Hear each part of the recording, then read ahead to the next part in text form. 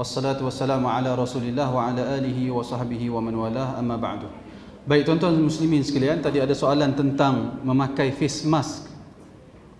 Jadi saya cuba semak di sini ada fatwa daripada Mufti Saudi, iaitu Syekh Abdul Aziz bin Abdullah Ali Sheikh, tentang labsul kimamat lil mu'tamirin athna'i at-tawafi was-sa'yi wa fi as-salati dakhil al-masjid al-haram wa ghayruhu wal akhdhi bil asba' allati taqi an-nasu al-adwa.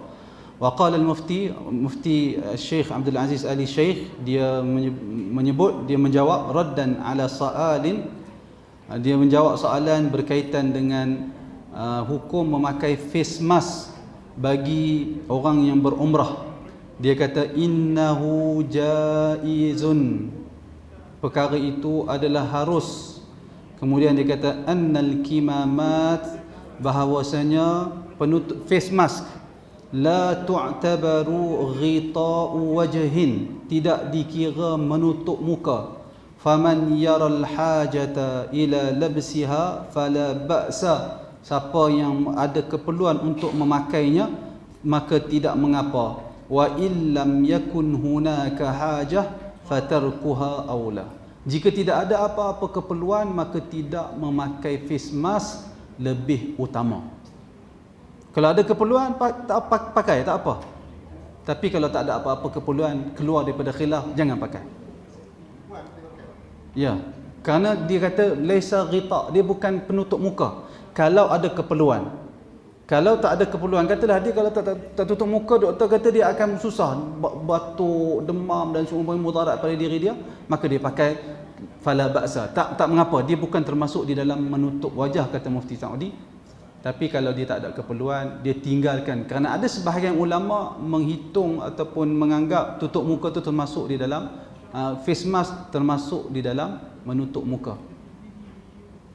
Nabi larang tutup muka.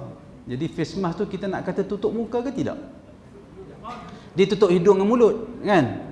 Jadi ulama berbeza pandangan. Sebab tu fatwa Mufti Saudi dia kata sedemikian. Kalau ada keperluan tak apa, kalau tak ada keperluan tinggalkan lebih baik. Soalan yang kedua ditanya kepada saya tadi waktu rehat tadi, iaitulah berkaitan dengan niat syarat tadi ni. Tuan-tuan, niat syarat ni orang perempuan lah terutamanya. Tadi saya buat contoh apa? Dia duduk rasa macam nak haid, kan? Timbul isu yang berikutnya, iaitulah bagaimana kalau dia berhaid dah. Dia bergerak daripada Madinah. Katalah jadual tu esok kita akan masuk ke Mekah untuk buat umrah. Hari ini dah mai haid kat dia. Dia nak buat macam mana? Itu isu dah. Pertama, tuan-tuan kena faham, haid tidak menghalang wanita berniat ihram. Haid tidak menghalang wanita berniat ihram, sama ada haji ataupun umrah, tidak menghalang. Katakanlah dia kali pertama nak pergi ke buat umrah ni, kali pertama. Dia sampai ke Zulhulaifah, dia dah haid dah sebelum tu dah. Maka sampai di Zulhulaifah, dia tak perlu solat apa-apa, dia hanya niat untuk berihram. Orang perempuan lah, tak payah pakai, dia dah pakai baju apa semua, dah settle semua, kan? Dia hanya niat berihram sajalah, dan dia bertalbiyah.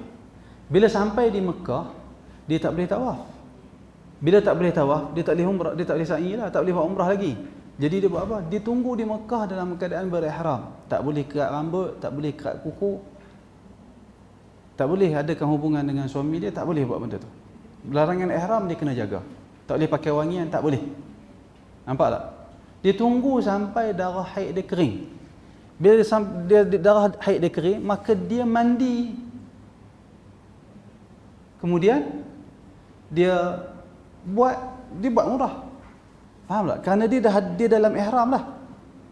Cuma dia tak buat umrah saja lagi. Bila kering, dia tak payah pergi ke Tanah Im lah. Dia mandi, angkat hadas dia, kemudian dia buatlah umrah, tawaf, sa'i dan tahallul. Selesai. Nampak tak? Jelas tak? Ada apa lagi nak tanya tentang isu ni? Apa beza yang mula tu yang dia penuh dengan yang ni? Apa beza ihram dia? Saya kira mula tu dia penuh dia buat bersyarat. Itu dia niat syarat. Dia kata kalau haid dia tahallul daripada umrah. Dia bertaruh tapi dia bebas pada. Dia bebas. Dia boleh buat benda-benda apa pun. Tapi yang ni dia tak bebas. Dia dalam ihram. Yang niat bersyarat tadi ni bila mari haid dia bukan lagi ihram. Dia telah bebas dari larangan ihram. Tapi kalau dia tadi kalau dia masuk dalam keadaan berhaid, berapa hari duduk kat Mekah? Saya pun tak berapa, saya ingat dalam 4 hari 5 hari kot kan. Katalah 6 hari 5. Haid dia biasanya 10 hari. Tu masalah sikit. Haid dia 10 hari. Saya mari sehari sebelum saya masuk ke Mekah.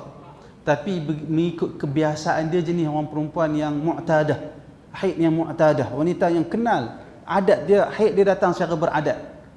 Biasanya ustaz, kebiasaan saya haid ni 10 hari. Kami nak duduk di Mekah 5 hari je, dia kata. Macam mana? Sedangkan dia masih berihram, dia tak berniat syarat. Dia memang nak buat umrah. Maka wallahu taala alam, pada ketika itu saya tak ingat siapa yang memfatwakan boleh. Saya ingat Ibnu Utsaimin dan beberapa ulama lagi kata boleh, iaitu kalau dia tak buat juga ihram menyebabkan dia tertinggal rombongan. Teriak orang perempuan Malaysia ni tinggal kat Mekah seorang-seorang. Teriak dia tak erti nak buat jannah dah kan. Maka dia kata tak ada ruang dah untuk dia. Katalah rombongan ni bergerak ke airport pukul pukul 5 petang contohlah.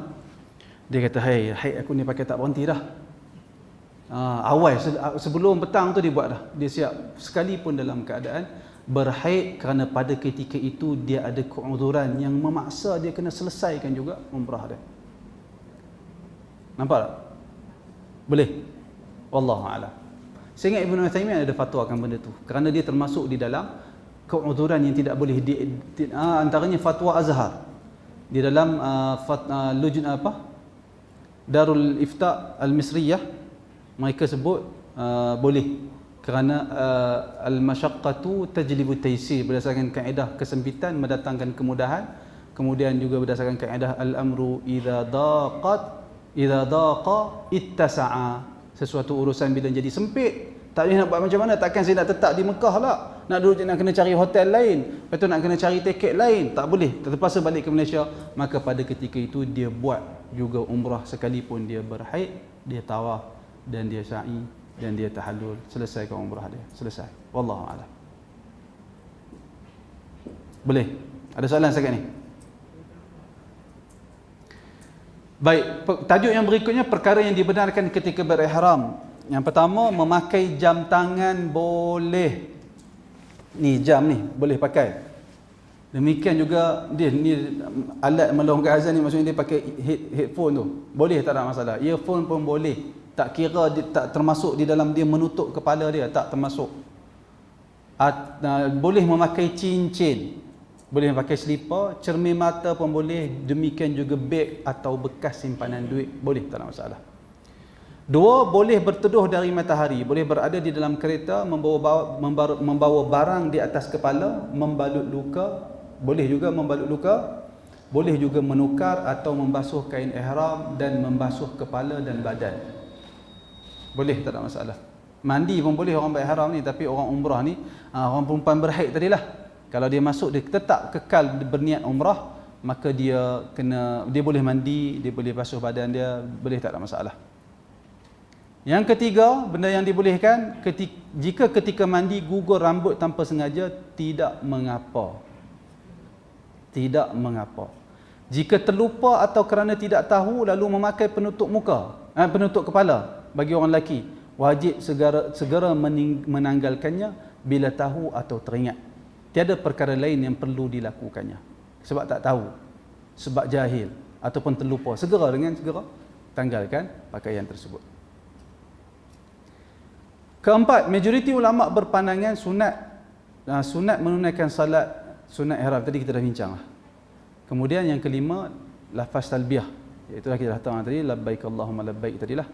Kita dah terang dah waktu bila mula lafaz talbiyah dan bila berakhir. Dan saya terang kat sini, talbiyah dari sudut bahasa bermaksud memenuhi atau menyahut seruan penyeru. dan diucap secara mutlak bagi merujuk kepada tetap melaksanakan ketaatan. Maksudnya bila kita sebut labbaik Allahumma labbaik, yakni kita menyahut seruan Allah untuk datang ke Baitullah, sama ada mengerjakan haji ataupun umrah. Kami sahut seruanmu ya Allah, kami sahut seruanmu. Kami tetap dalam melakukan ketaatan, kami tetap di atas melakukan ketaatan kepada kamu. Lepas melakukan ketaatan, kami berazam untuk melakukan ketaatan. Apa yang kamu suruh, kamu perintahkan kepada kami, lepas kami lakukan satu perintah, kami tetap akan taat, tetap melakukan perintah yang berikut. Itu maksud labbaik Allahumma labbaik, labbaik la syarika lak labbaik. Maksudnya kita sahut seruan Allah dalam keadaan kita tidak mensyirikkan Allah Subhanahu wa taala. Itu maksud labbaik Allahumma labbaik. Dan lafaz talbiyah yang masyhur yang sabit daripada Nabi adalah lafaz yang biasa kita baca itulah labbaik Allahumma labbaik, labbaik la syarika lak labbaik. Namun demikian tidak dinafikan ada lafaz-lafaz yang lain. Antaranya labbaik ilahal haq, labbaik ilahal haq, labbaik ada juga, iaitulah beberapa lafaz yang sabit dari beberapa sahabat Nabi sallallahu alaihi wasallam. Antaranya ada talbiyah yang diucapkan oleh Umar bin Al-Khattab. Umar sebut labbaik Allahumma labbaik, labbaik la syarika lak labbaik, innal hamda wan ni'mata laka innal hamda wan ni'mata laka wal mulk la syarika lak. Biasa, seperti biasa. Kemudian Umar sebut labbaik marghuban aw marhuban, labbaik dzan na'ma wal fadlil hasan. Umar pernah sebut sedemikian. Demikian juga Ibnu Umar pernah sebut labbaik labbaik, labbaik labbaik wa sa'daik wal khairu biyadaik, labbaik wal raghba'u ilaika wal amal, ilaika wal amal. Ibnu Umar sebut. Ini jarang kita baca. Tapi kenapa saya dedahkan? Kerana nak habaq kata ada juga lafaz-lafaz yang lain daripada sahabat. Antaranya Anas bin Malik dia sebut labbaika haqqan haqqan ta'abbudan wa riqqan. Anas bin Malik sebut. Kemudian saya sebut di bawah ni, namun bertalbiah dengan talbiah yang datang dari Nabi adalah lebih aula. Nabi dengar sahabat baca ni, Nabi tak bantah apa pun, menunjukkan talbiah-talbiah yang para sahabat ungkapkan itu diperakui oleh Nabi. Namun demikian, talbiah yang biasa kita buat itulah yang lebih aula dan lebih afdal. Baik. Tawaf umrah. Sebaik sahaja kita dah niat ihram di miqat, kita bertalbiah, kita sampai di Mekah, lalu terus kita menuju ke Masjidil Haram. Sebaik sahaja sampai di Mekah Al-Mukarramah. Ini tadilah kalau kita ada ruang untuk mandi, kalau kita pergi hotel biasanya kita pergi singgah hotel, kita simpan barang, kita mandi kan, biasanya lah. Kalau katalah tak sempat dah, kita terus pergi ke Masjidil Haram untuk melaksanakan umrah. Namun jika yang kedua, masuk ke Masjidil Haram dengan mendahulukan kaki kanan sambil menyebut a'udzu billahil azim wa biwajhihil karim wa sultanihil qadim minasyaitanir rajim. Bacaan ni bukan sekadar ketika masuk Masjidil Haram saja. Masuk masjid bawa temuk ni pun sunat juga bacaan ni. Jadi jangan duk pergi Mekah baru duk teringat, baca apa tadi, a'udzubillah, dah lupa dah. Sekarang ni mula kena biasakan benda tu. Sunnah ni, masuk masjid kaki kanan. Antara doa yang disunnahkan yang ni, a'udzubillahil azim wa biwajhihil karim wa bisultanihil qadim minasyaitanir rajim. Antara doa masuk ke dalam masjid. Nanti bila nak pergi ke Masjidil Haram, kita dah terbiasa dengan amalan ni. Baik, masuk dengan kaki kanan dan terus bergerak menuju ke Kaabah yang mulia. Perlu tak tahiyatul masjid? Tak perlu, pasal memang kita nak masuk, nak tawaf. Tak perlulah tahiyatul masjid, sebab memang kita masuk masjid tu kita nak tawaf. Lepas tawaf ada 2 rakaat di belakang makam Ibrahim, tak ada lagi dah tahiyatul masjid. Melainkan kita duduk di Mekah, dah umrah, tapi tetap kekal di Mekah.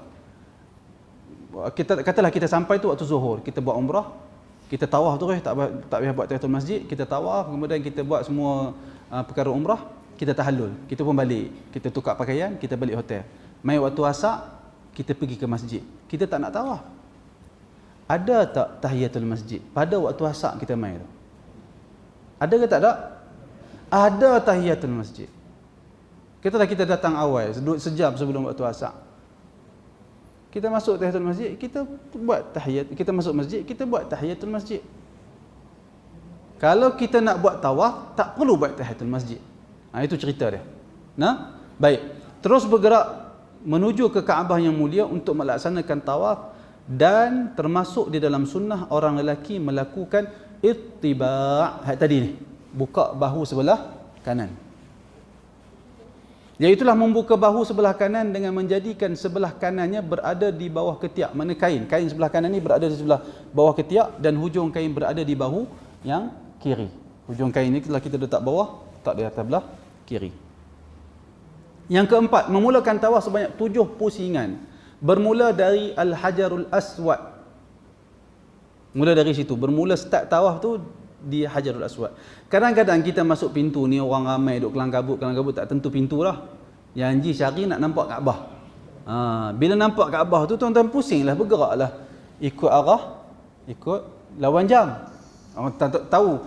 Kiri kita menghadap ke arah, kiri kita menghadap Kaabah. Kita terus bergerak sampai kita nampak Hajarul Aswad. Maka ketika kita nampak itulah bermula tawaf kita. Pengiraan tawaf tu, pusingan. Faham tak tuan-tuan? Tak payahlah, tak nampak Hajarul Aswad ni, sudut ni bukan Hajarul Aswad, dia pula pergi keluar balik. Pergi cari pintu nak cari Hajarul Aswad, orang pakai tak jumpa lah, susah. Lainlah tuan-tuan dah mahir kedudukan Masjidil Haram tu, tak apalah. Tapi tak payah buat perkara tu. Kita masuk di mana pun, kita terus bergerak, start pengiraan bermula pada Hajarul Aswad. Kalau Hajarul Aswad sebelah situ, kita tengok belah dinding sana tu dia ada lampu hijau. Bermulalah di situ pengiraan pusingan kita. Boleh? Ya? Kalau apa? Sekarang ni. Memulakan tawaf sebanyak 7 pusingan.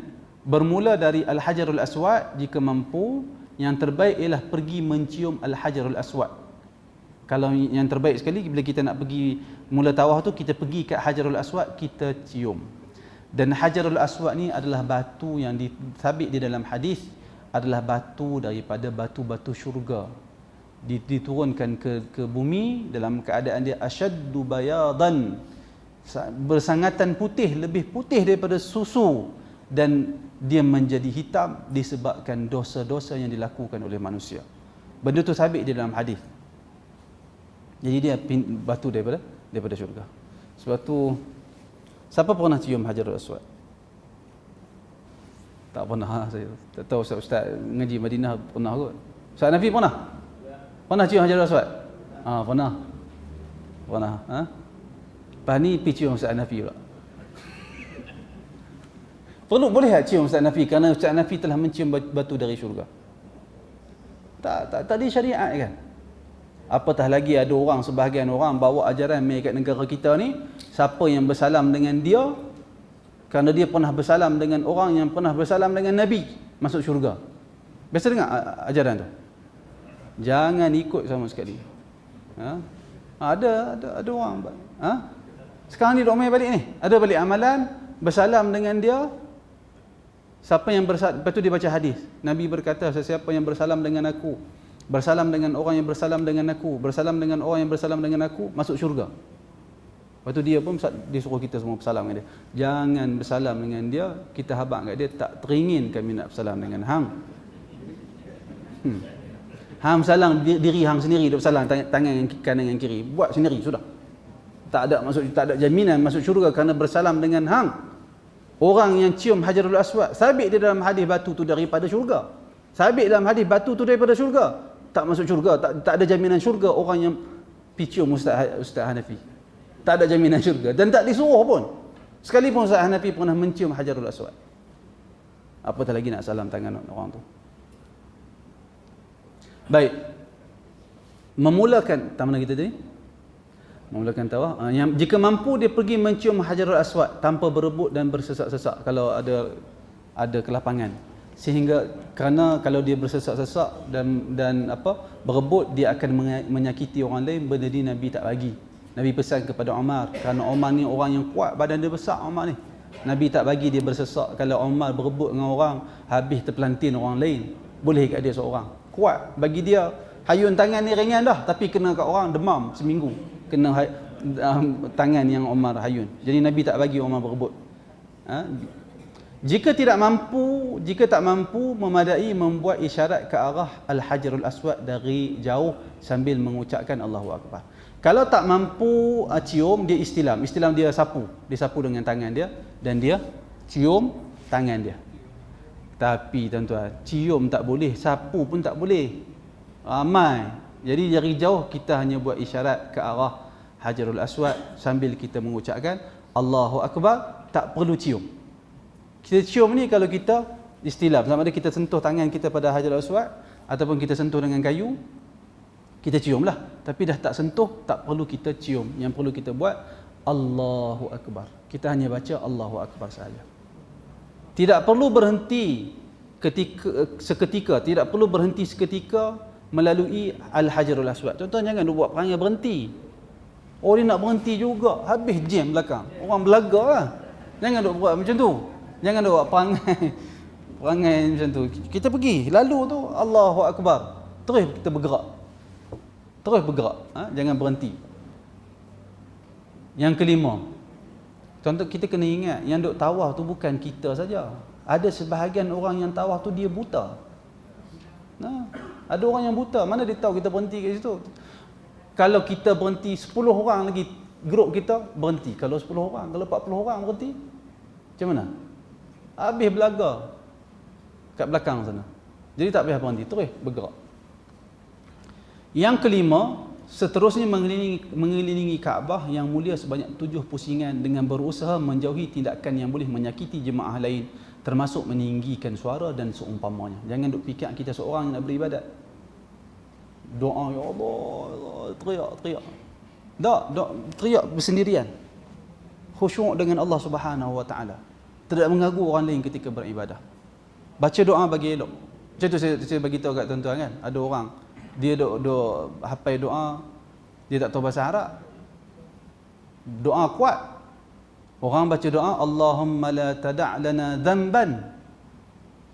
Dia pergi baca doa Allahumma la tada' lana dhanaban. Allahumma la tada' lana dhanban, ya Allah jangan kau biarkan kami dalam keadaan berdosa, illa ghafartah, melainkan engkau tolong ampunkan dosa kami. Dia pergi baca Allahumma la tada' lana dhanaban. Baca kuat pula. Dhanaban tu ekor. Orang Arab dengar. Jadi dia kata ya Allah jangan kau tinggalkan kami dalam keadaan berekor. Orang Arab tu sambung illa qata'tah, melainkan tolong potong ekor tu. Jadi buat amalan bagi ada ilmu. Berdoa dengan merendahkan diri, khusyuk kita bermunajat antara kita dengan Allah Subhanahu Wa Taala. Jadi jangan ganggu orang. Dan satu perkara yang saya nak sebut kepada tuan-tuan semua, saya ada tulis ni tapi saya takut terlupa ataupun takut tak sempat baca bahagian tu. Kita tidaklah diwajibkan sampai tak boleh bergerak langsung. Taklah semestinya kadang-kadang kita bergerak.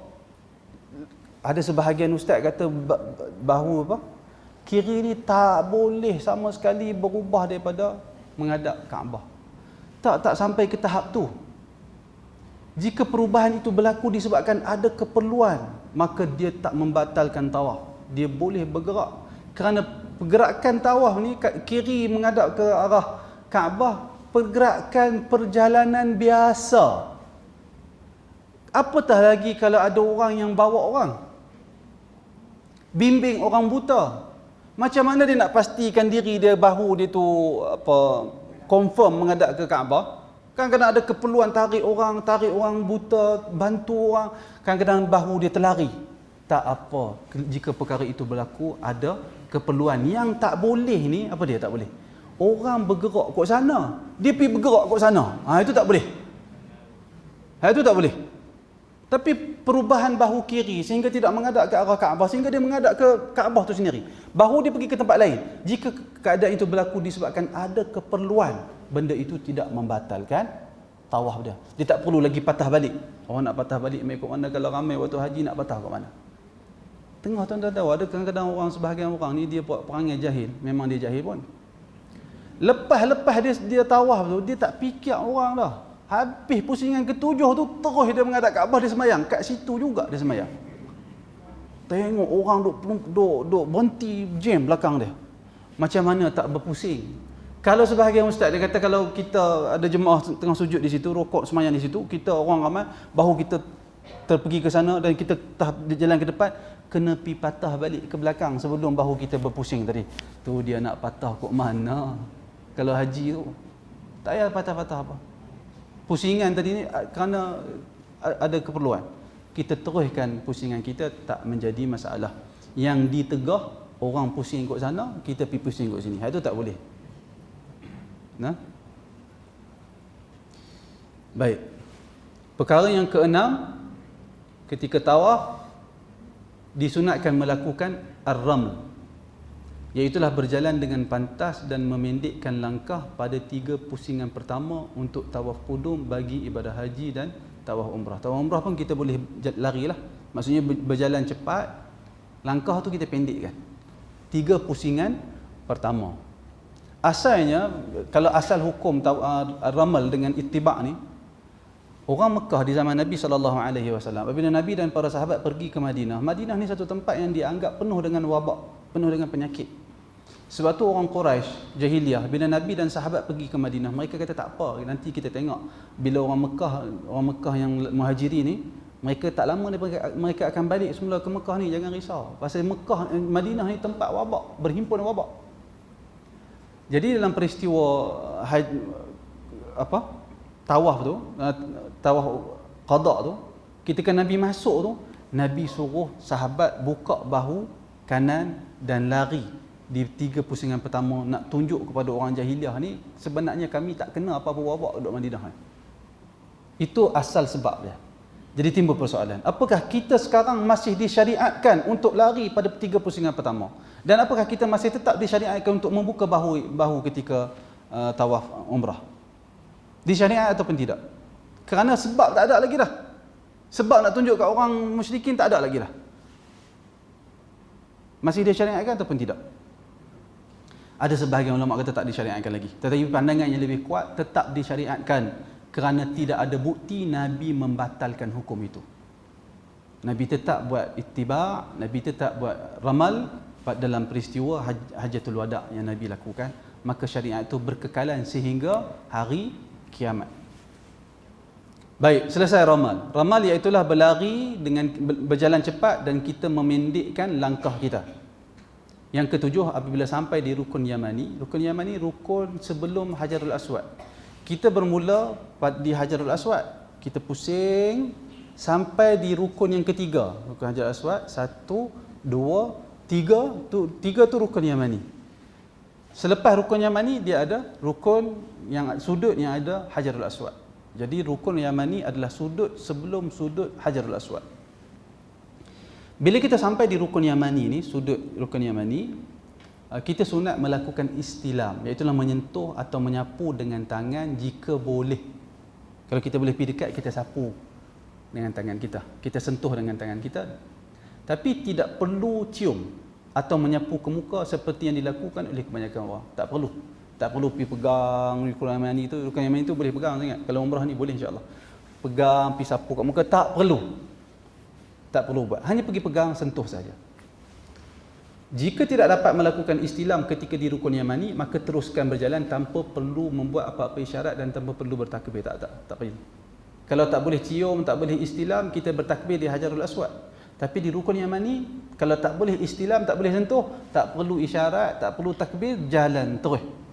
Boleh. Boleh bezakan benda tu. Yang ke-8, termasuk dalam sunnah Nabi juga ketika berada di rukun Yamani dan Hajarul Aswad. Setelah kita melalui rukun Yamani sehingga ke Hajarul Aswad, termasuk di dalam sunnah kita memperbanyakkan bacaan Rabbana atina fid dunya hasanah wa fil akhirati hasanah wa qina adzabannar. Rabbana atina fid dunya hasanah. Kita berjalan tu. Rabbana atina fid dunya hasanah wa fil akhirati hasanah. Usahakan tumpuan kita betul-betul membulatkan tumpuan kepada Allah Subhanahu wa taala, kerana ini merupakan bentuk doa. Kita minta supaya Allah Taala kurniakan kebaikan kepada kita di dunia dan akhirat. Bila sampai di Hajarul Aswad, kita berhenti daripada baca ni, kita bacalah apa-apa doa yang kita kehendaki. Tidak ada apa-apa doa khusus ketika tawaf di Kaabah, melainkan di antara rukun Yamani dan Hajarul Aswad, iaitu Rabbana atina fid dunya hasanah wa fil akhirati hasanah wa qina adzabannar. Yang ke-9, demikianlah tawaf dilaksanakan sehingga selesai dimulai dan diakhiri dengan Hajarul Aswad. Ada soalan tentang tawaf? Ya, yang perempuan. Ya, makcik belakang. Kau belakang, ya. Boleh tak doa dalam bahasa Melayu? Kalau bahasa Melayu boleh. Tawaf ni bukan setakat lafaz bahasa Melayu, boleh. Cakap pun boleh.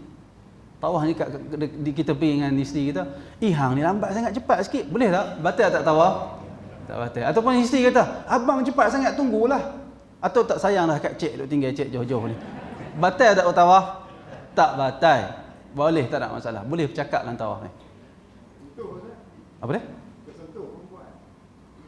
Isu sentuh dengan perempuan. Isu bersentuh dengan perempuan, ulama berbeza pandangan lah. Macam kita kat Malaysia lah. Macam mana tuan-tuan faham apa? Tuan-tuan faham batal wudu ataupun tidak? Kalau tuan-tuan faham batal wudu, wallahu ta'ala alam, kalau tempat yang begitu sesak, dalam mazhab Syafi'i dia ada umumul balwa, benda yang tak boleh dielakkan, teruskan lakukan ibadah tersebut, tak ada masalah. Kalau tuan-tuan pegang mazhab kata tak batal wudu, hilang, selesai masalah, tak ada masalah. Wallahu a'lam. Ya. Ketika kita sampai Hajarul Aswad, kat tangan, Allahu Akbar. Kita angkat, Allahu Akbar, terus kita jalan tanpa berhenti. Ada soalan lain? Wudu ketika tawaf kan? Ketika tawaf ulama berbeza pandangan masalah wudu ni. Majoriti para ulama mensyaratkan wudu ataupun wajib wudu ketika nak buat tawaf. Sebahagian para ulama, bahkan Syekhul Islam Ibn Taymiyah rahimahullah, tidak mensyaratkan wudu untuk bertawaf. Tetapi dia macam ni tuan-tuan. Kalau tuan-tuan tak berwudu ketika tawaf ni, macam lagi nak sembahyang sunat di belakang makam Ibrahim, macam mana? Tak boleh nak sembahyang. Sebab tu wallahu ta'ala alam, saya ingat Ibn Uthaymin menarik fatwa dalam masalah ni. Dia kata tidak wajib berwudu. Dari sudut hujah ni, hujah yang kata tak wajib wudu tu kuat. Tetapi ahwat kena wudu. Berhati-hati tu berwudu lah. Terutamanya tak susah kalau nak berwudu. Contoh kita buat umrah, jemaah tak ramai. Kalau batal kita pergi ambil wudu, taklah susah. Pergi mudah ya, pergi ambil wudu, main ulang balik. Main sambung kan. Tak susah buat ambil wudu. Haji susah. Musim haji susah. Tapi kalau umrah boleh. Musim haji susah lah. Sebab tu Uthaymin kata kalau berlaku ziham yang bersangatan, sesak bersangatan, dia boleh tawaf sekalipun tidak berwudu, kata Ibn Uthaymin. Ya? Terkentut apa semua kan. Kalau susah sangat, dia kata ustaz pakai tak boleh, saya pula tak larat apa semua kan. Boleh tidak menjadi. Ibn Taymiyah rahimahullah, antara alasan Ibn Taymiyah, iaitulah ketika Nabi buat Hajjatul Wada' tu, Nabi tak pernah suruh kat sahabat tu pergi ambil wuduk sebelum tawaf. Sedangkan ketika peristiwa Hajjatul Wada' tu ramai, jemaah ramai, dalam 140,000 orang lebih kurang. Dalam kalangan tu ada orang perempuan kali pertama keluar rumah, ada orang perempuan kali pertama melihat Rasulullah. Tak tahu buat hukum hakam ni, tapi Nabi tak pernah habaq kat depa semua hampa ni kena pergi ambil wuduk. Tak pernah Nabi habaq. Sedangkan benda tu dah tentulah ada orang yang batal wudu, Nabi tak suruh. Sebab tu Uthaymin kata dia suruh hujah tu, pandangan Ibn Taymiyah kuat hujah dia. Tetapi dari sudut berhati-hati, pergi ambil wudu. Nanti orang kata pula main kat mana berhati-hati ni. Duk ahwat ni agama apa ahwat ni? Sebagai orang kata macam tu, saya biasa dengar. Agama apa ni? Agama ahwat, duk hati-hati. Tak. Berhati-hati ni perintah Allah Ta'ala.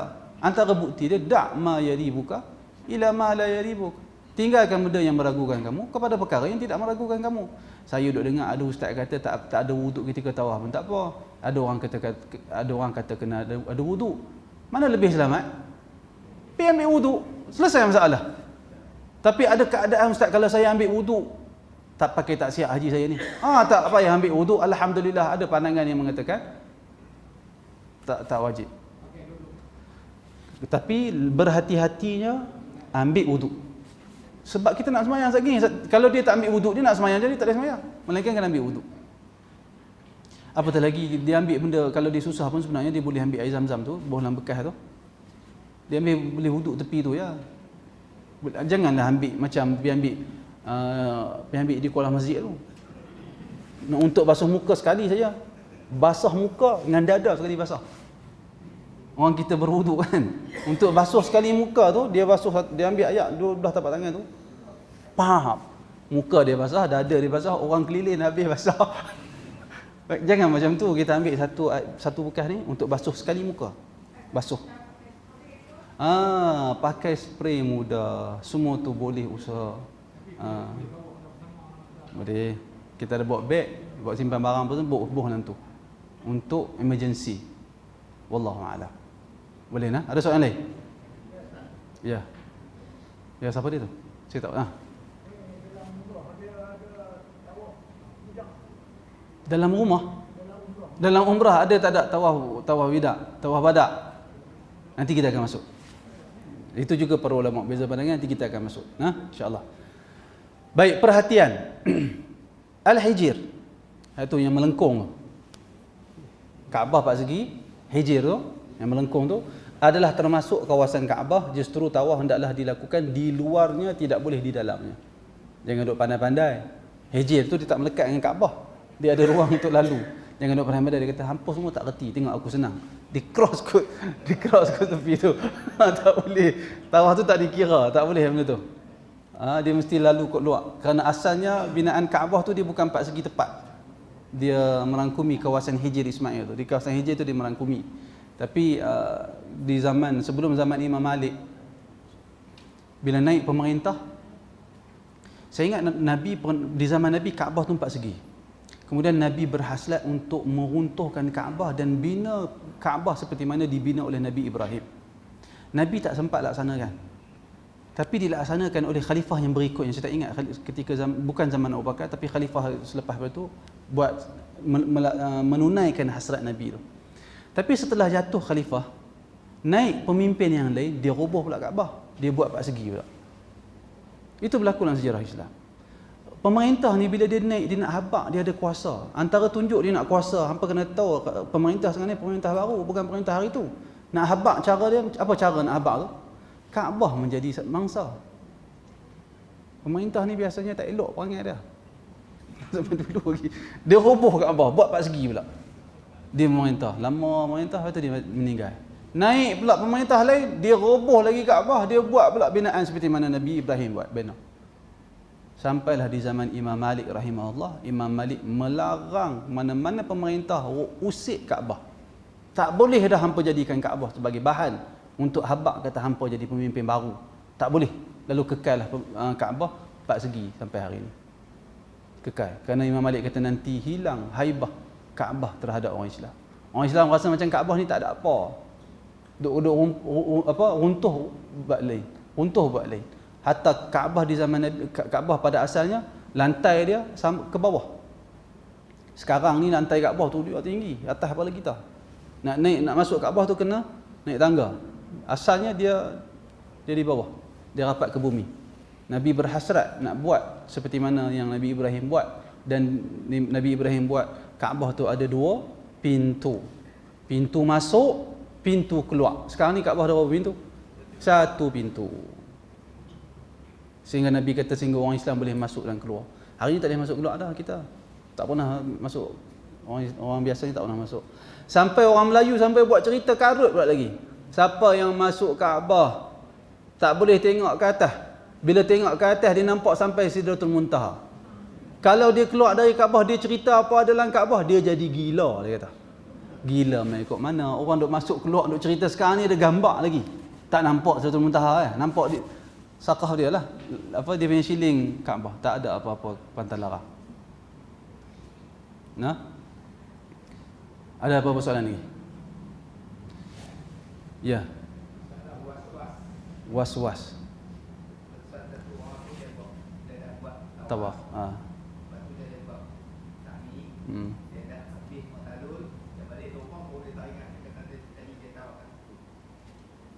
Dia tawaf tak cukup sebab apa?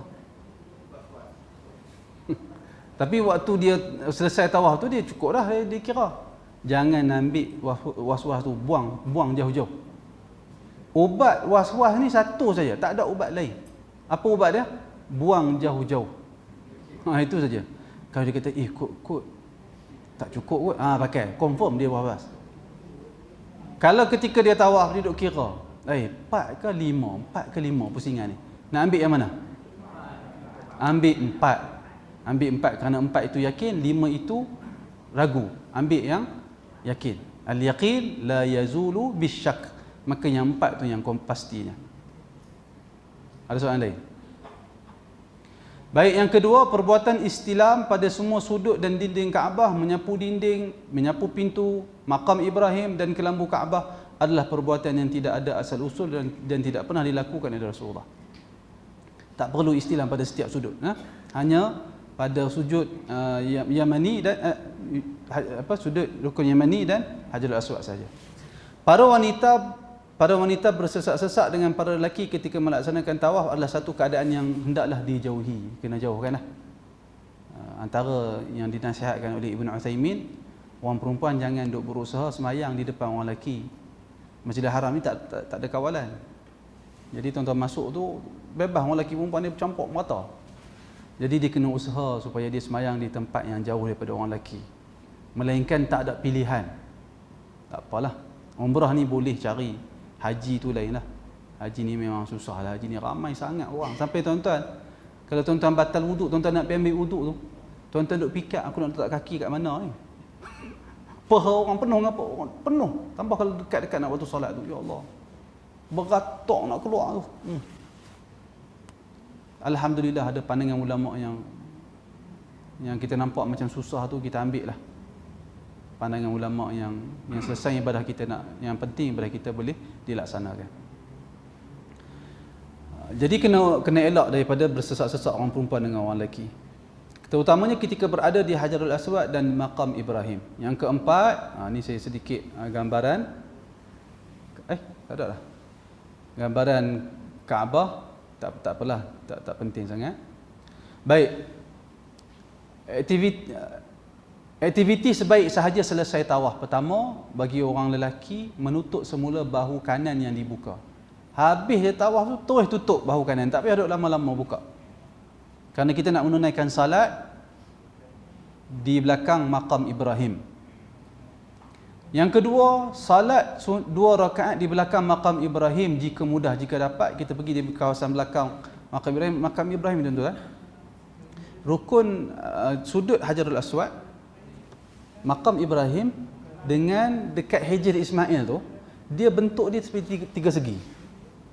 Jadi tuan-tuan pergi belah belakang tu, itu belakang lah, belakang makam Ibrahim. Mana-mana kawasan tu belakang lah, dikira sebagai belakang makam Ibrahim. Dia tunaikan salat menghadap Kaabah. Jika mudah dia buat kawasan tu. Jika sukar, disebabkan ramai orang, kerana kawasan tu kalau musim haji memang kawasan tawaf, maka tunaikan 2 rakaat tersebut di mana-mana kawasan di dalam Masjidil Haram. Kalau kawasan tu tak ada ruang, sesak, ramai orang, dia pergi masuk dalam kawasan masjid, ditunaikanlah solat di mana-mana kawasan menghadap Baitullah pun boleh, tak ada masalah.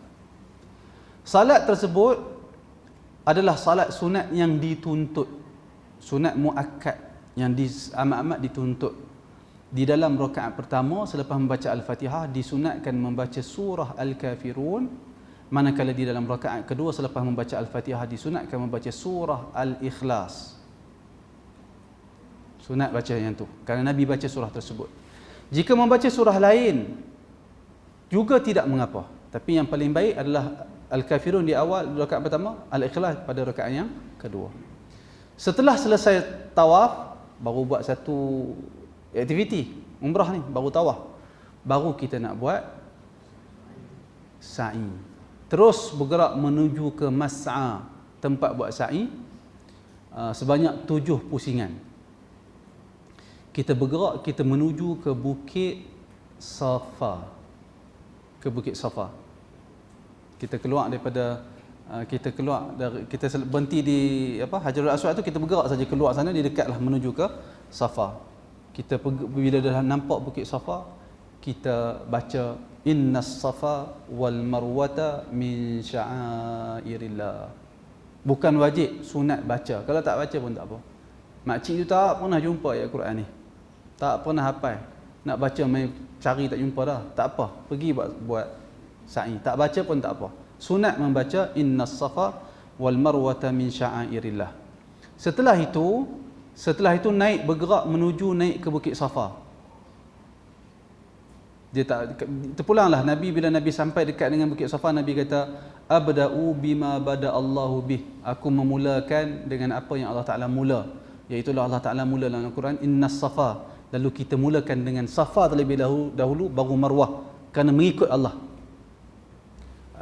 Nabi baca benda tu. Sebahagian para ulama kata Nabi bukan nak suruh kita buat macam tu juga. Nabi cuma nak habaq sahaja. Kalau tak baca pun tak apa, kalau baca pun tak apa. Tak ada masalah perkara tu. Setelah itu naik ke Bukit Safa. Berhenti, bila kita naik ke atas bukit tu, kita berhenti dan kita pusing menghadap ke arah Kaabah. Kita memuji dan membesarkan Allah. Sama ada bertasbih, bertahlil 3 kali. Memuji dan membesarkan Allah 3 kali. Kemudian kita memperbanyakkan doa di tempat tu, tempat doa. Dan kita doa di Bukit Safa disunatkan angkat tangan, kedua-dua belah tangan, menghadap ke arah kiblat di atas bukit. Contoh kalau begitu dia nampak bukit tu. Tak besar sangat, dia ujung dia tu dia letak cermin lah. Kita boleh naik ke atas kawasan tu, menghadap kiblat. Kita angkat tangan, memperbanyakkan tasbih, memperbanyakkan takbir, dan kita mengangkat tangan. Lalu kita membaca, sebelum kita memulakan doa, kita baca la ilaha illallah wahdahu la syarikalah lahul mulku wa lahul hamdu wa huwa ala kulli syai'in qadir. La ilaha illallah wahdah anjaza wa'dah wa nasara 'abdah wa hazamal ahzaba wahdah. Lepas tu kita minta, ya Allah, berilah, masukkanlah aku ke dalam syurga. Ya Allah, ampunkanlah dosa aku. Ya Allah, minta lagi, minta sekian, minta sekian. Kemudian la ilaha illallah wahdahu la syarikalah lahul mulku wa lahul hamdu wa huwa ala kulli syai'in qadir. La ilaha illallah wahdah anjaza wa'dah wa nasara 'abdah wa hazamal ahzaba wahdah. Minta pula, ya Allah. Tadi katalah kali pertama tu kita nak doa untuk diri kita. Yang kedua kita nak doa untuk orang yang kita kenal, contoh kata minta kat pasangan kita, anak-anak kita, minta semua kebaikan untuk semua dunia dan akhirat, untuk keluarga kita, semua orang yang kita kenal. Kemudian nak doa lagi, kita berhenti pula. La ilaha illallah wahdahu la syarikalah lahul mulku wa lahul hamdu wa huwa ala kulli syai'in qadir. Tangan kita angkat. La ilaha illallah wahdah anjaza wa'dah wa nasara 'abdah wa hazamal ahzaba wahdah.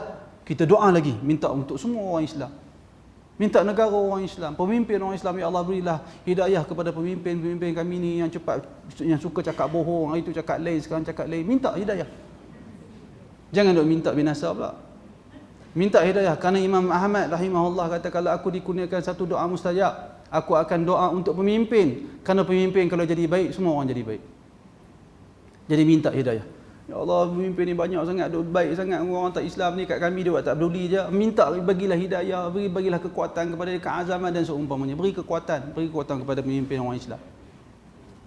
Jangan minta tak elok kepada pemimpin. Kerana orang Islam disuruh untuk sayang, bukan sayang tu maksud nanti faham lain pula. Orang Islam disuruh untuk an-nushu, nasihat terhadap pemimpin. Antara maksud nasihat iaitu mengharapkan kebaikan kepada pemimpin. Doa. Kita berhenti setelah habis dah doa tak tahu dah, jadi kita jadikan bacaan la ilaha illallah tu 3 kali. Kita bahagikan 3 kali dan diselangi dengan doa apa yang kita nak minta. Nampak tak? Habis tak tahu nak minta apa dah, kita turun daripada Bukit Safa menuju ke Marwah. Kita menuju ke Marwah. Kemudian ya sila. Yang mana ni? Bukan. Dalam masa sekali itulah. Tuan-tuan tangguh, masalah tuan-tuan kena dalam keadaan ihram lah. Susah nak tangguh nak main bila pula? Kita berihram. Berihram dalam keadaan berihram, tak boleh nak susah dalam keadaan berihram. Tawaf dulu, lepas tu kami pergi duduk hotel pula. 2 hari lepas tu baru pergi buat sa'i. Tuan-tuan duduk dalam keadaan berihram lah. Tak boleh kerat kuku, tak boleh kerat gunting rambut, tak boleh buat itu, tak boleh buat ini. Boleh ke? Lebih baik kita buat selesai sekali tu. Tak susah, tak lama. Sejam, 2 jam itulah. 2 jam lebih ke? 2 jam, 3 jam kot buat tu. Baik. Tidak ada doa khusus dari Nabi. Tak ada doa khusus dari Nabi. Ketika berada di Bukit Safa, ketika turun di antara Safa dan Marwah, bergerak tu tak ada doa khusus. Cumanya saya sebut kat di sini ada satu doa yang Nafi'. Nafi' ni bekas hamba Ibnu Umar. Dia dengar Ibnu Umar ni ungkapkan satu perkataan yang indah, yang bagus kita baca, iaitulah Ibnu Umar dia ketika dia berdoa di antara Bukit Safa dan Marwah, dia kata Allahumma innaka qulta, ya Allah sesungguhnya engkau telah berfirman, ud'uni astajib lakum, mintalah kepada aku nak beri kepada hangpa semua. Kemudian kata Ibnu Umar, wa innaka la tukhliful mi'ad, dan sesungguhnya engkau ya Allah, engkau adalah Tuhan yang tidak menyalahi janjimu. Wa inni as'aluka, oleh kerana itu aku nak minta ke engkau ni ya Allah, kama hadaitani, seperti mana engkau telah memberi hidayah kepada aku lil Islam, telah memberi hidayah kepada aku dengan Islam, aku ni jadi orang Islam. Kata Ibnu Umar, alla tanzi'ahu minni, janganlah kamu cabut Islam tu daripada aku, hatta tatawaffani wa ana muslim, sehinggalah sampai hari aku mati, engkau matikan aku tu, aku dalam keadaan seorang muslim. Saya sebut ni sebab apa? Disebabkan ayat yang Ibnu Umar buat tu indah. Jadi ketika kita nak berdoa, kita kata, ya Allah, sesungguhnya engkau sendiri telah bagi tahu kat kami, inni ud'uni astajib lakum, engkau habaq kat kami, minta, engkau nak beri. Sekarang ni aku nak minta ya Allah, aku nak minta sekian-sekian. Mintalah apa pun tuan nak minta. Minta apa-apa. Ungkapan tu indah, maka bagus kita buat, apatah lagi dia merupakan amalan sahabat. Dia amalan sahabat Ibnu Umar. Yang mana Nabi kata kepada Ibnu Umar, ni'amar rajulu Abdullah Ibnu Umar law yuqimal lail atau kama qala. Sebaik-baik lelaki adalah Abdullah Ibnu Umar kalau dia bangun buat qiyamul lail. Kata Nafi', bekas hamba dia, Abdullah Ibnu Umar, selepas Nabi bagi tahu tu, dia tak pernah tinggal qiyamul lail walau sehari. Maka ternyatalah Ibnu Umar merupakan lelaki yang paling baik sekali. Doa ni dia yang baca. Ambil amalan sahabat ni, tapi kita tak boleh kata mesti baca doa ni. Tak boleh baca, tak semestinya. Baca doa lain pun boleh. Baik, selepas tu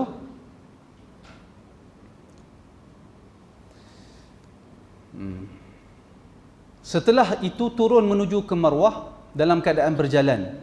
Teruskan berdoa untuk diri sendiri, keluarga dan umat Islam seluruhnya. Nak ulang doa kita baca atas bukit tadi pun boleh. Doalah. Mintalah apa pun. Habis dah ustaz, tak tahu dah nak minta apa. Baca ayat Quran boleh, berzikir, bertasbih pun boleh. Kalau ada nak minta lagi, nak ulang minta selama kita berada di antara Bukit Safa dan Marwah. Yang keempat, apabila sampai di garisan berwarna hijau, dia ada tengah-tengah tu ada garisan berwarna hijau, melangkah dengan laju bagi lelaki, tidak bagi perempuan. Dia bergerak dengan laju sehinggalah sampai ke garisan hijau kedua. Dia ada jarak dia. Bila habis garisan yang kedua, berjalan seperti biasa sehingga sampai di Bukit Marwah. Ketika kawasan antara dua hijau ini dikenali sebagai Batnul Wadi. Batnul Wadi. Batnul Wadi ni bahasa Melayu perut wadi lah, perut lembah. Perut lembah. Telah sabit di sisi Ibnu Abi Syaibah dan Al-Baihaqi sebuah hadis daripada Abu Wa'il daripada Masruq, katanya bahawasanya Ibnu Mas'ud apabila turun dari Bukit Safa, beliau berjalan hingga sampai di wadi, lalu beliau membaca Rabbighfir warham wa antal a'azzul akram. Bila sampai di kawasan hijau tu, Ibnu Mas'ud dia baca doa ni, Rabbighfir warham wa antal a'azzul akram. Wahai Tuhan, tolong beri keampunan kepadaku. Wahai Tuhan, tolong rahmati aku. Sesungguhnya Engkau Tuhan yang maha agung lagi maha mulia. Rabbighfir warham wa antal a'azzul akram. sabit daripada perbuatan Abdullah ibnu daripada Masruq yang baca perkara ni. Yang kelima, apabila sampai di Bukit Marwah, dilakukan seperti mana yang dilakukan di Bukit Safa tadi ni. Tadi kita buat apa? Menghadap kiblat, angkat tangan, berdoa. Sampai di Bukit Marwah pun lakukan perkara yang sama. Banyakkan takbir, Allahu Akbar, subhanallah, alhamdulillah, wa la ilaha illallah, Allahu Akbar kabira, walhamdulillahi katsira, wa subhanallahi bukratan wa asila. Boleh tak? Boleh. Banyakkan bacaan-bacaan tu. Allah, betul dah mula nak doa, la ilaha illallah wahdahu la syarika lah, lahul mulku wa lahul hamdu wa huwa ala kulli syai'in qadir, la ilaha illallah wahdah anjaza wa'dah wa nasara 'abdah wa hazamal ahzaba wahdah, Allahumma ighfir li dhunubi wa li walidayya warhamhuma kama rabbayani saghira, Allahumma inni as'aluka bi anna lakal hamdu la ilaha illa ant wahdaka la syarika lak al-mannan ya badi'as samawati wal ardi ya dzal jalali wal ikram, إني أسألك الجنة وأعوذ بك من النار اللهم لا تدع لنا ذنبا إلا غفرته ولا هما إلا فرجته ولا دينا إلا قضيته ولا حاجة من حوائج الدنيا هي لك رضا ولنا فيها صلاح إلا قضيتها يا رب. Baca. Tak tahu bahasa Arab Ustaz, baca doa bahasa Melayu. Boleh tak boleh? Boleh. Sebab tu saya cakap tadi, bukan setakat doa bahasa Melayu boleh, bercakap bahasa Melayu pun boleh. Doa, ya Allah, aku nak sekian-sekian. Ya Allah, tengoklah diri aku, sesungguhnya aku ni banyak dosa, ya Allah. Sesungguhnya Engkau Tuhan yang Maha Kaya. Kalau aku banyak dosa sekali mana pun, jika Engkau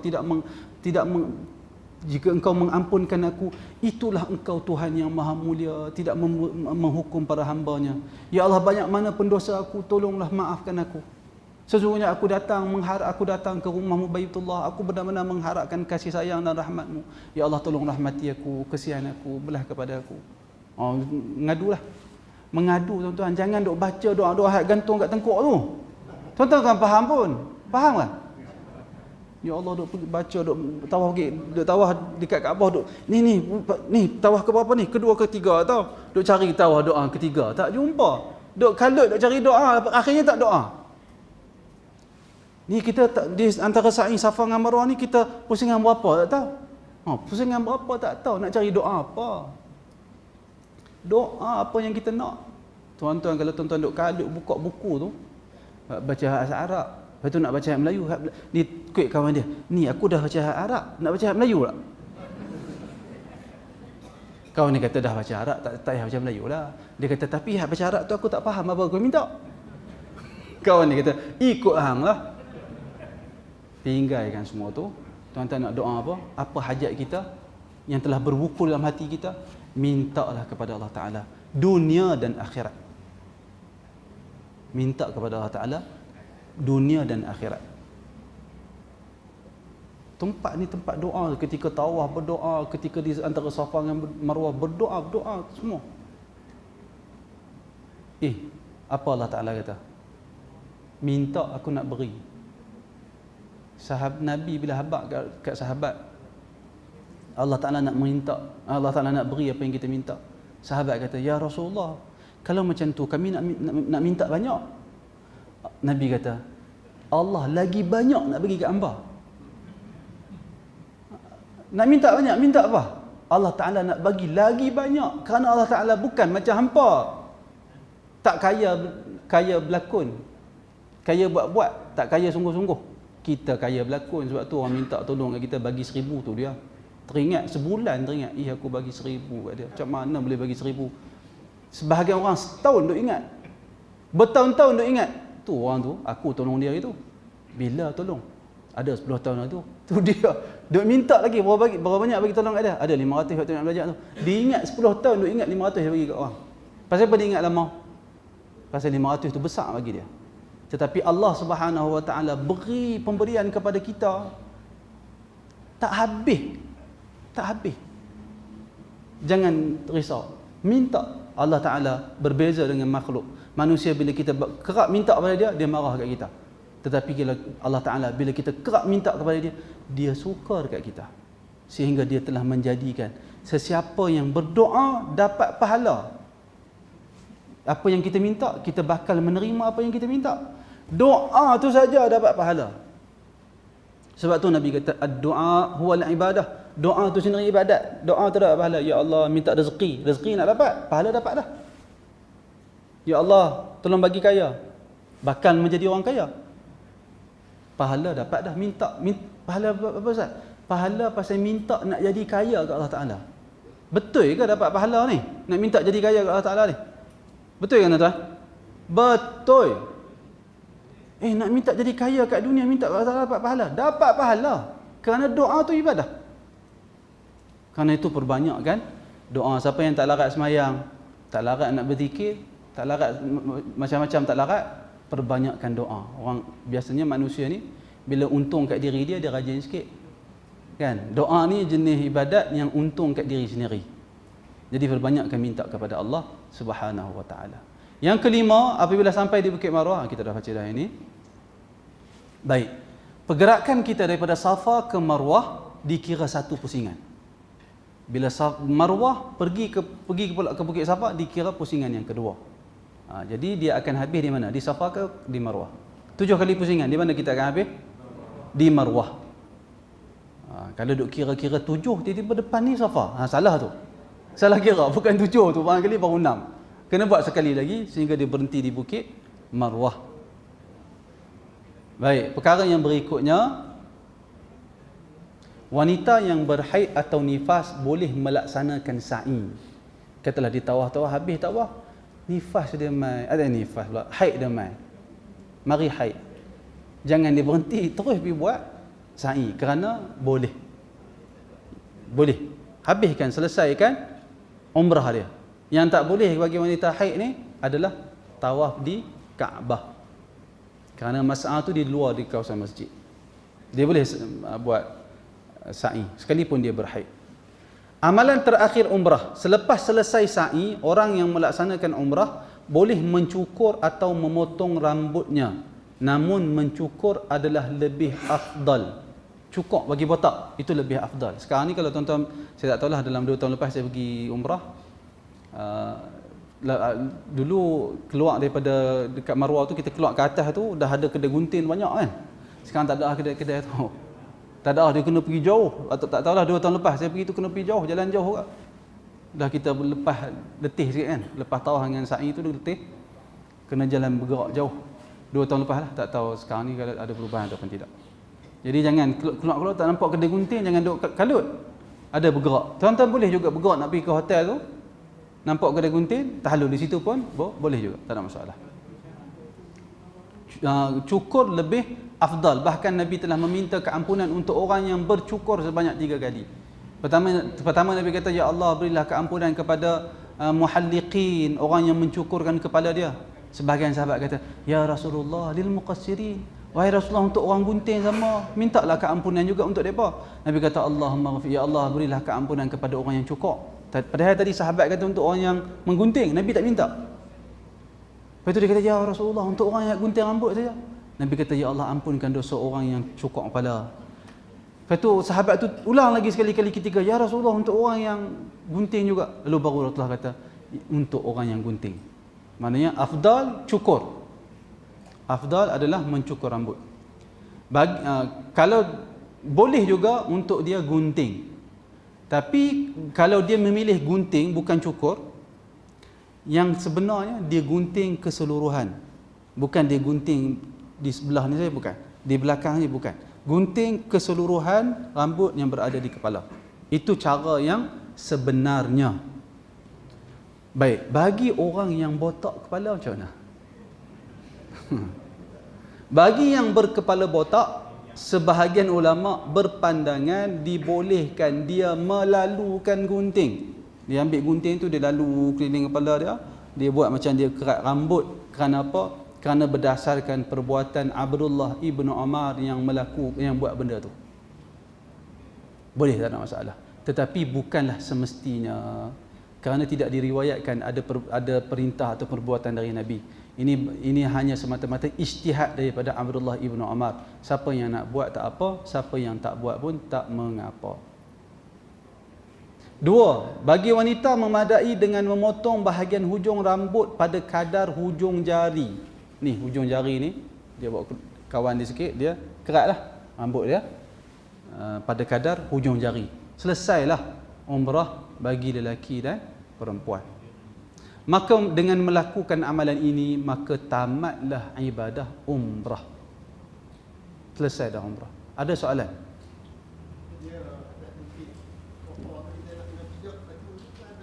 Kita kena naik di atas bukit tu. Macam mana? Jangan masuk dalam pagar tu. Jangan masuk dalam pagar tu. Mana ni? Yang mana? Kita dia ada kawasan bukit tu, dia pagar cermin tu di atas tu. Jangan pergi lompat masuk dalam pagar tu pula. Kat mana ni? Tak ada. Dia bukit, bermula bukit tu, Bukit Safa tu. Kita naik Bukit Safa tu, kita berhenti dekat cermin tu. Jangan pergi lompat pula. Jemaah bawa temuk pergi lompat masuk dalam kawasan tu. Polis mai, dia suruh keluar. Naik di atas bukit tu. Yang kawasan boleh kita naik tu. Apa dia? Dia macam guak. Dia macam bohok. Orang sini panggil bohok kan? Dia macam bohok. Dia naik. Bohok betul kan? Guak guak. Dia macam guak naik. Dia berbukit lah. Boleh naik. Untuk pergi ke jalan ke sana. Ada soalan lain? Tadi ada benda yang saya tak jawab tak? Ya? Tawaf wida. Apa hukum tawaf wida? Para ulama berbeza pandangan dalam masalah tawaf wida. Para ulama berbeza pandangan. Sebahagian ulama berpandangan tawaf wida ini adalah wajib bagi umrah. Wajib bagi haji, wajib juga bagi umrah. Majoriti, itulah pandangan majoriti para ulama mengatakan hukum tawaf wida ataupun tawaf wada adalah wajib. Manakala ada pandangan ulama yang lain yang mengatakan tawaf wada ni tak wajib bagi umrah. Tak wajib. Sebabnya Nabi suruh tawaf wada tu dalam peristiwa haji. Dalam peristiwa haji. Manakala bagi umrah tidak wajib. Saya sebut pandangan yang menarik bagi saya, iaitu yang disebut oleh Syekh Muhammad Ibn Salih Al-Utsaimin rahimahullah. Dia kata, kalau kita pergi umrah tu sekadar pergi umrah, pergi tawaf, pergi sa'i, lepas tu tahallul, habis. Tak pergi, kita tak duduk dah dekat Mekah tu, maka kata Ibn Utsaimin, dia tak perlu tahu, tak ada kewajipan dia melaksanakan tawaf wada'. Tapi kalau kita pergi buat umrah, kita duduk sehari, kita duduk 2 hari, kita duduk 3 hari, kata Ibn Utsaimin, maka dia buat tawaf wada'. Kenapa? Kerana ada di dalam hadis Nabi SAW yang membuktikan, ada isyarat yang menunjukkan tawaf wada' tu perlu juga bagi umrah. Kerana Nabi SAW pernah menyebut umrah itu adalah haji yang kecil. Jadi dia mengambil hukum haji. Dia mengambil hukum haji. Ialah benda-benda yang tak ada dalam umrah, seperti tak ada wukuf di Arafah, tidak ada duduk di Mina, itu confirm lah. Memang perbezaan di antara haji dengan umrah. Tapi ada pun benda-benda lain tu dia mengambil hukum yang sama. Bila ada tawaf wada' bagi haji, maka ada juga tawaf wada' bagi umrah, terutamanya bagi orang yang menetap lama di Mekah. Oleh yang demikian,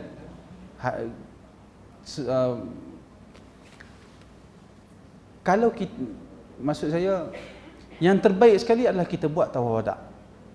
Sebab kita biasanya akan duduk di Mekah dalam 4 hari, 5 hari, kita buat tawaf wada'. Tapi ada kesempatan ataupun ada keuzuran, ada sesuatu yang menghalang kita sehingga kita kita tidak melaksanakan tawaf wada', maka tidak perlu kepada apa-apa dam, kerana alasan ulama yang mengatakan tidak wajib tawaf wada' tu agak kuat juga. Agak kuat. Bahkan, contoh tengok, tawaf wada' ni sebahagian para ulama berpandangan, tawaf wada' ni dia ibadah yang bersendirian. Ibadah yang bersendirian. Contoh, orang selesai buat haji, dia tak nak balik lagi. Perlu tak tawaf wada'? Tak perlu.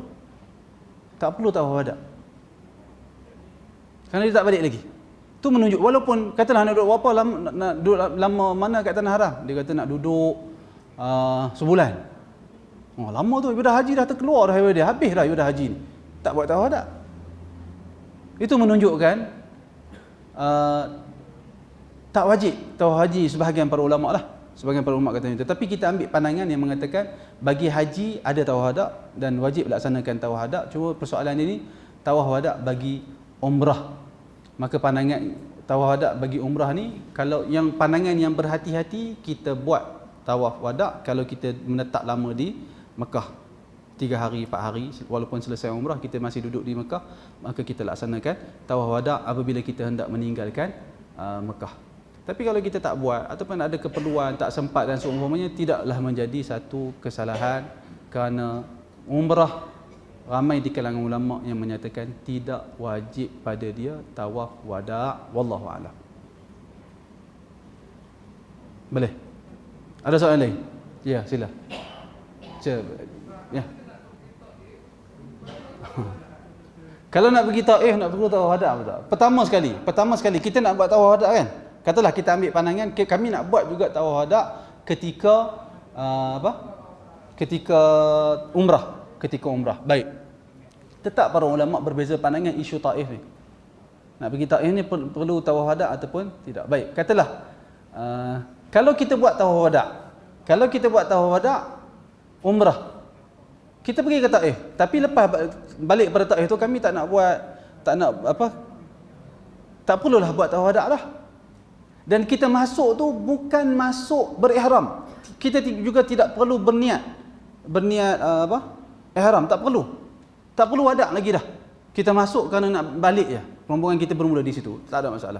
Ataupun kerana isu Taif ni sebenarnya fatwa Lujnah Daimah yang kemudian mengatakan pergi ke Taif tidak perlu tawaf wada. Fatwa Lajnah Daimah Fatwa Saudi yang kemudian ni mereka berpandangan tak perlu. Fatwa bin Baz, mufti yang dulu, dia kata kena buat. Tapi fatwa Lujnah Daimah yang baru, mereka kata tidak perlu buat tawaf wada untuk pergi ke Taif. Jadi kalau jemaah kita dia nak balik, dia boleh tidak melakukan tawaf wada ketika nak pergi Taif kerana dia nak balik semula ke Mekah.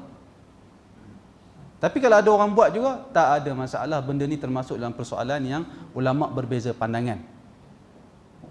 Boleh tak macam tu?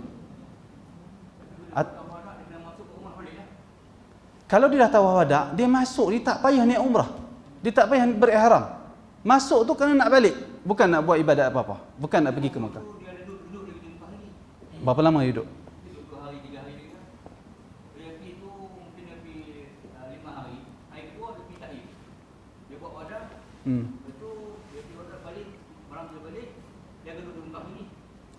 Dia duduk di Mekah, tapi saya wallahu taala alam, saya baca fatwa siapa tadi, dia kata dia masuk, dia tak perlu berniat melakukan umrah, dia hanya duduk. Tak payah buat tawaf wada, tak ada lagi tawaf wada. 2 hari dia duduk di situ, dia bukan buat umrah. Tak perlu lagi dia buat tawaf wada. Wallahu a'lam. Awak sunat kita boleh buat satu pusingan. Wallahu ta'ala ala, itu juga ulama berbeza pandangan dan saya tak sempat nak semak isu tu. Saya dah baca lama dah dan saya tak ingat persoalan tu. Apakah tawaf sunat ni boleh buat satu pusingan? Sebahagian ulama kata boleh, sebahagian kata tawaf ni tak ada satu pusingan, tak ada 2 pusingan, tak ada 3 pusingan. Tawaf ni nak bagi sempurna dia kena buat 7 pusingan. Ada khilaf di kalangan ulama, saya tak ingat persoalan tu. Yang mana lebih kuat pandangannya? Ya. Tak apa. Kita berjalan, orang kita berlagu tu besar bukan main. Dia pula tempuh kita bukan main kuat, terpusing ke belakang. Tak batal. Teruskan berjalan. Tak ada masalah. Waktu kita berlagu tu pula kita jatuh, bergolek-golek ke depan. Tak payah pergi patah balik, teruskan berjalan, kerana itu pun dikira sebagai tak membatalkan. Benda tu tidak merosakkan tawaf kita. Walaupun bahu kita dah lepas ke mana dah. Tidak merosakkan tawaf kita. Maksudnya terberhenti? Berhenti ketika tawaf? Boleh? Lepas tu berjalan balik lah. Tak ada masalah. Tak ada masalah. Ada soalan lain? Ya. Larang. Selepas melaksanakan tawaf wada, kita janganlah buat benda-benda yang seperti kita menetap lagi di Mekah. Tapi kalau kita buat urusan contoh macam berjalan tu nak balik ke hotel, kita tunggu, kita beli barang ada keperluan, kita beli sekejap, tu tak ada masalah. Dengan segala, kerana benda tu bukan maksud kita nak menetap di Mekah. Kita dah nak balik dah. Bantu orang, itu tak termasuk dalam yang membatalkan tawaf wada' kita. Wallahu a'lam. Ada soalan lain? Ya. Ada, setiap kali tawaf ada salat. Setiap kali tawaf ada salat sunat di belakang maqam Ibrahim. Sunat, benda tu sunat muakkad salat selepas tawaf. Ya, salat sunat tawaf selepas tawaf. Sunat. Selepas tawaf tak? Solat sunat selepas tawaf ada. Setiap kali tawaf ada salat sunat di belakang maqam Ibrahim. Wallahu a'lam. Tadi ada lagi? Ya. Ya.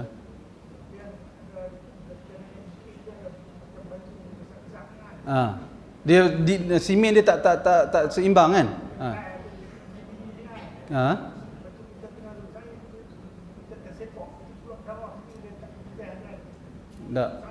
Tak menjejaskan sa'i. Tersepak tu terkeluar darah, tak menjejaskan sa'i. Bukan setakat tersepak keluar darah tak menjejaskan sa'i. Orang perempuan berhaid pun boleh bersa'i. Tak ada masalah. Batu dia tak rata. Ada soalan lain? Ya. Wangian.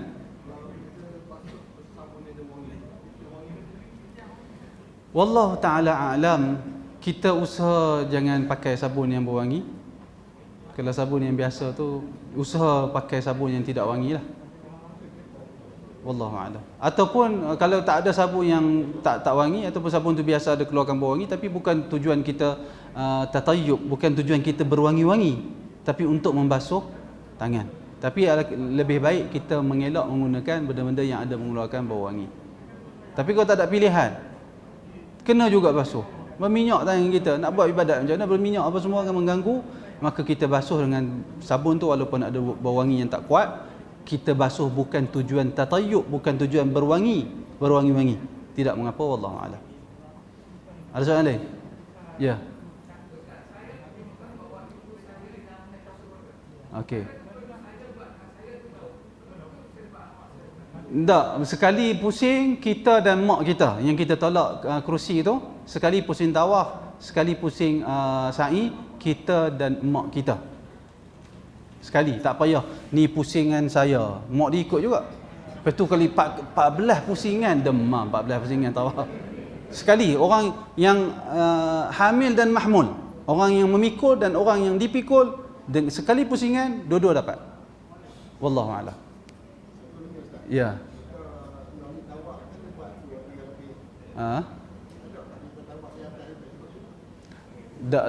Tawaf bawah boleh, tawaf tingkat kedua boleh, tawaf tingkat ketiga pun boleh. Tak ada masalah. Bukan isu sunnah tak sunnah.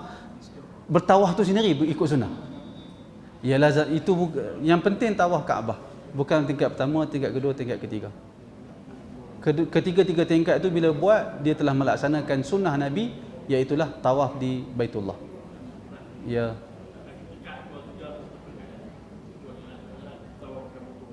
Sekali boleh, tak ada masalah. Tak betul-betul ke Kaabah, tak apa. Tak ada masalah. Yang penting pusingan kita betul. Pusingan lawan jam. Jangan duk pusing ikut jam pula. Tapi tuan-tuan, tingkat ketiga, saya pernah buat tingkat ketiga tu, dia masa lebih kurang sama dekat bawah. Sejam suku juga lebih kurang. Dia walaupun tak sesak, tapi pusingan dia besar. Sejam lebih. Tapi ada orang dia tak suka di atas pasal tak nampak Kaabah. Di bawah tu nampak Kaabah, dia perasaan lain sikit lah. Wallahu a'lam. Masing-masing lah. Ya. Pakai apa? Pakai gad tutup, wallahu ta'ala a'lam. Saya ingat elakkanlah. Kalau tidak ada keperluan, elakkanlah. Wallahu a'lam. Melainkan ada keperluan lah. Wallahu a'lam. Ada soalan lain? Ya.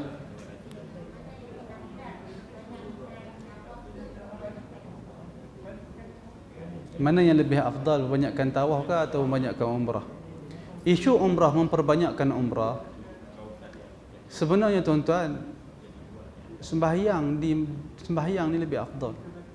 Ketika kita berada di Masjidil Haram, ketika berada di Masjid Nabawi, yang paling afdal amalan ni kita memperbanyakkan solat. Kerana salat di Masjidil Haram Makki menyamai 100,000 solat. Jadi perbanyakkan solat. Sama dengan Masjid Nabawi, lebih baik daripada 1,000 solat. Umrah, kalau tuan-tuan tak ada niat apa, ada orang dia, sebahagian ulama membenarkan ulang umrah dalam satu perjalanan bagi orang yang berada jauh dari Mekah. Sebahagian ulama benarkan, bahkan kibar ulama besar di Saudi termasuk Syekh Dr. Abdul Karim Hudair, dia sendiri membenarkan diulang-ulang umrah dalam satu perjalanan, terutamanya bagi jemaah yang jauh daripada Mekah. Nak pergi, kalau sekali dia kata, saya ustaz teringin nak buat umrah untuk ayah saya, buat umrah untuk mak saya, dia buatlah kalau dia nak buat. Tapi kalau dia buat untuk diri dia, saya cadangkan salat, perbanyakkan salat di Masjidil Haram tu, lebih besar pahala dia, banyak pahala dia. Wallahu a'lam. Ya. Masa apa? Kerina. Ya. Siapa dia? Tak bagi tawaf waktu tu. Pasal okey. Tangguh Ustaz tawaf. Tapi kena duduk dalam keadaan berihram lah. Tak ada masalah. Tangguh Ustaz. Lama ke tempoh dia suruh tunggu lama? Tangguh dalam keadaan berihram lah. Tunggu dalam keadaan berihram. Iyalah, sementara kita nak buat macam mana kan? Tangguh sampai boleh tawaf, dia tawaf sehingga sempurnakan umrah dia. Wallahu a'lam. Dia sebenarnya ada lagi tajuk-tajuk lain yang kita tak sempat nak bincang pada hari ini, dan kita telah sampai pada pukul 12.13 tengah hari. Tuan-tuan ada soalan lagi? Berbaki apa-apa soalan ya?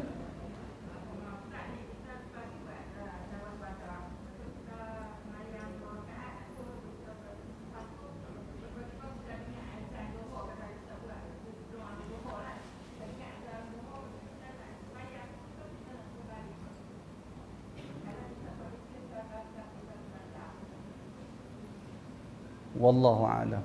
Saya tangguh dulu soalan. Wallahu a'lam, saya tangguh dulu soalan itu. InsyaAllah saya akan jawab pada Ijtima' Jumaat. Ada soalan lain? Ya. Kalau kita sehat,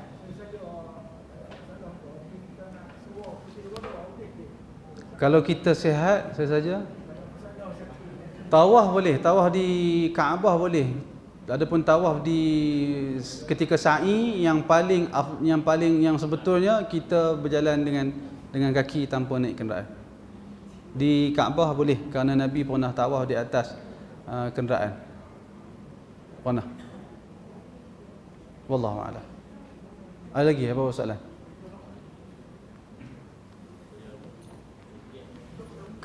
Habis dah? Saya tangguh satu soalan atau dua soalan tentang isu tawaf wada', dan insya-Allah saya akan jelaskan pada Ijtima' Jumaat insya-Allah. Wallahu taala alam. Saya ingat sekadar itu saja, mudah-mudahan manfaat untuk kita semua, dan saya Ustaz Wafiq kan? Saya serah semula kepada yang berbahagia Ustaz Wafiq.